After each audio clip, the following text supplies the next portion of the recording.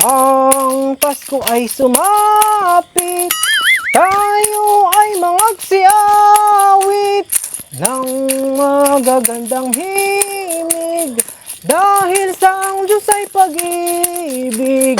Nang si Kristo ay isilang, may 3 haring nagsidalaw, at ang bawat isa ay nagsipaghandog ng tanging alay.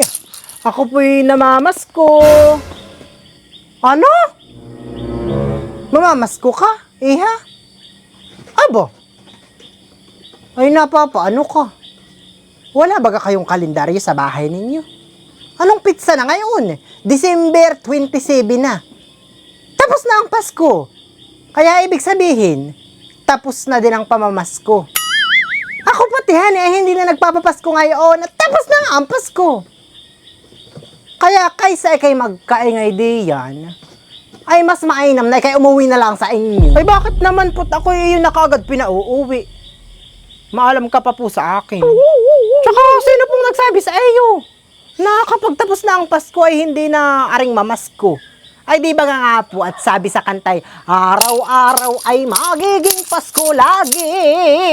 Oh, ay di kahit lang po tapos na ang Pasko ay araw-araw po'y Pasko pa din. Kaya po ako'y papaskuhin mo. Tsaka ba ho, ikaw naman po'y mahiya sa akin. Ako'y nakakanta na. Nagamit ko na ang vocal cords ko. Tapos po ako hindi mo papapaskuhin. Ay kung ganayon din lang naman po pala na ikaw ay walang balak magpapasko, ay dapat ay umpisa pa lang ng pagkanta ko ay ako po'y inawat mo na. Hindi yung sumabay ka pa diyan sa pakhinding-kinding mong bangaw ka.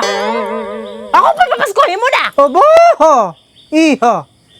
Ganaya na baga ngayon ang mga namamasko? At matatapang? Ay ikaw ta naman po'y! Ako'y kinukuhan mo'y! Papasko po! Ah! Ikaw baga talaga hindi makaintindi? Ako nga hindi na nagpapapasko ngayon at tapos na ang Pasko. Ikay lumayas na. Umuwi ka na sa inyo.